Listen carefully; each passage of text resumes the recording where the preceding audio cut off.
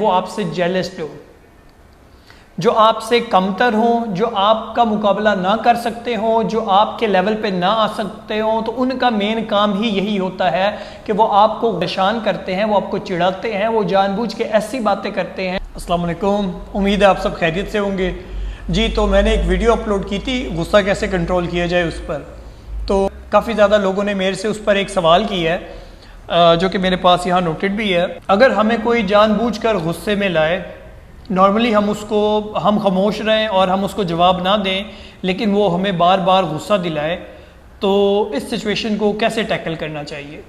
अच्छा, तो ऐसा है कि देखें, कुछ लोग हमारे इर्द गिर्द ना, उनका काम ही यही होता है कि वो सिर्फ हमें परेशान करना चाहते हैं, वो सिर्फ हमें गुस्सा दिलाते हैं। ऐसे लोगों से कैसे बचा जाए। अब नॉर्मली तो हम अपने आप को इजी रख लेते हैं, हम अपने माइंड को समझा लेते हैं कि अच्छा ठीक है, गुस्सा कम करना है। लेकिन जैसा कि उन्होंने मेरे से, कुछ लोगों ने इस चीज़ का सवाल किया कि अगर हमें कोई जानबूझकर बार बार गुस्सा दिलाए या जानबूझकर गलत रवैया रखे, तो उस टाइम पे क्या करना चाहिए, उस टाइम पे गुस्से को कैसे कंट्रोल करें। इसके दो सोल्यूशन हैं।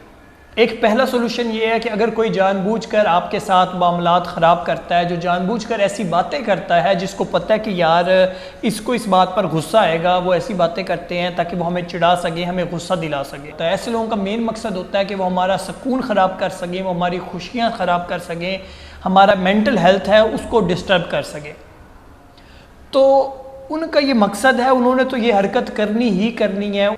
उनके इस रवैये के पीछे जो रीज़न है वो क्या है, इस रवैये के पीछे रीज़न जो मेन ज़्यादातर देखी गई है वो ये है कि वो आपसे जेलस हो, जो आपसे कमतर हों, जो आपका मुकाबला ना कर सकते हों, जो आपके लेवल पे ना आ सकते हों, तो उनका मेन काम ही यही होता है कि वो आपको गुस्सा दिलाते हैं, वो आपको परेशान करते हैं, वो आपको चिढ़ाते हैं, वो जानबूझ के ऐसी बातें करते हैं जिनसे उनको अंदर सुकून मिल जाए, जिनसे वो मुतमिन हो जाए, हाँ चल ठीक है यार, हम इसके लेवल पे तो नहीं पहुँच सकते, लेकिन एटलीस्ट हमने इसको परेशान तो कर दिया, एटलीस्ट हमने इसको वक्ती तौर पर गुस्सा तो दिला दिया, एटलीस्ट हमने इसके घर का माहौल तो ख़राब कर ही दिया।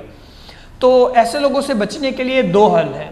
पहला हल ये है कि अगर उसको बिठाया जाए, उसके साथ अकेले बैठकर उससे बात की जाए, उससे पूछा जाए कि यार आप ये जो कुछ बातें कर रहे हैं ये मुझे ठीक महसूस नहीं हो रही, इन बातों से मैं कंफर्टेबल नहीं हूँ, या ये बातें मुझे नागवारा महसूस हो रही हैं, आपको ये नहीं करनी चाहिए, सब खैरियत तो है, आप ये बातें क्यों कर रहे हैं, आप ये किस लिए कर रहे हैं, जबकि आपको पता भी है मुझे ये बातें नापसंद हैं। हो सकता है आपका उसके साथ मिल बैठकर थोड़ा सा प्यार से बात करने से, उसको चीज़ें समझाने से वो चीज़ें समझ जाए और चीज़ें सॉर्ट आउट हो जाए। जो फर्स्ट मेन चीज़ है वो तो ये है।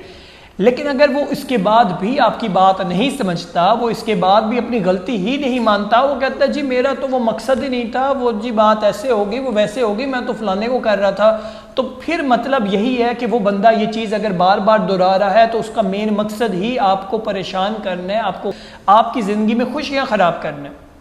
तो ऐसे बंदे को इग्नोर किया जाए। अब जैसा कि उन्होंने कहा हम इग्नोर कर रहे हैं, उसके बाद भी वो हमें परेशान कर रहा है, उसके बाद भी हमें गुस्सा दिला रहा है, तो क्या किया जाए।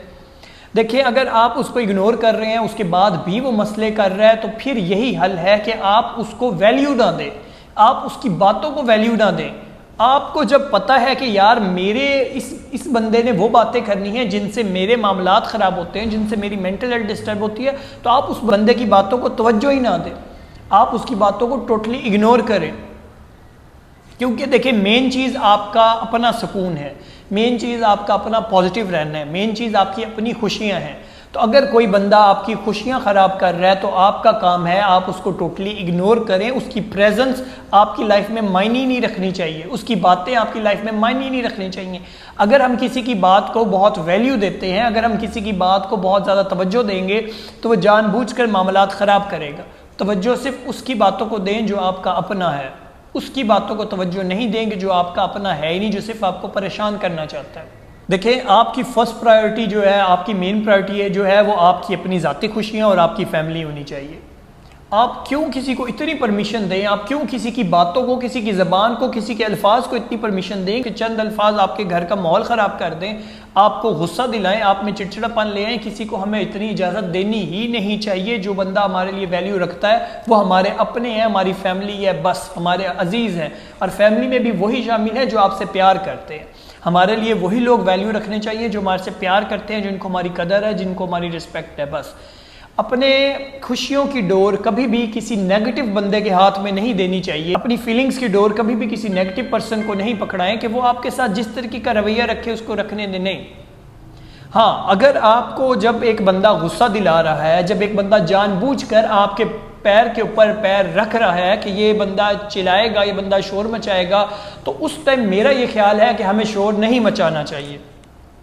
उस टाइम अगर हम उसको इग्नोर कर देंगे, उस टाइम अगर हम उसके उन नेगेटिव अल्फाज को, उन बातों को वैल्यू नहीं देंगे, तो वो बंदा एक दफ़ा ऐसा करेगा, वो बंदा दूसरी दफ़ा करेगा, तीसरी दफ़ा करेगा। जब वो देखेगा कि यार इसको तो मेरी बातों का असर ही नहीं हो रहा, मैं तो जो बातें जानबूझ के कर रहा हूँ, इसको गुस्सा दिला रहा हूँ, इसको गुस्सा आ ही नहीं रहा, ये तो चिढ़ ही नहीं रहा, ये तो बिल्कुल ईजी और कंफर्टेबल फिर रहा है, तो वो बंदा आपको ये बातें बार बार नहीं करेगा। एंड पर वो खुद ही थक जाएगा। तो हमारी ज़िंदगी का मेन मकसद ही यही होना चाहिए कि हम खुद खुश रहें और हम खुशियाँ फैलाएं। नेगेटिव लोगों को हम अवॉइड करें, नेगेटिव लोगों से हम डिस्टेंस कायम रखें और उनसे हम दूर ही रहें, तो वो बेहतर है। हाँ, इनसे हम मुकम्मल तौर पर जान नहीं छुड़ा सकते, क्योंकि हमारे इर्द गिर्द ऐसे लोग मौजूद हैं और मौजूद होने से हसद करके हमारा सुकून ख़राब करना चाहते हैं। तो जी, और ऐसे लोग जो हैं वो हमारे इर्द गिर्द कहीं पे भी पाए जा सकते हैं। नेगेटिव लोग हर जगह ही मौजूद होते हैं। ये लोग जो हैं ये हमारे ऑफिस में हो सकते हैं, ये लोग हमारी फैमिली में हो सकते हैं, हमारे दोस्तों के इर्द गिर्द के सर्कल में हो सकते हैं। ऐसे दोस्त हो सकते हैं जो मुंह बोले हमारे दोस्त हैं लेकिन अंदर मुनाफिकत करते हैं। हमारे इर्द गिर्द के किसी सर्कल में भी ऐसे लोग मौजूद हो सकते हैं।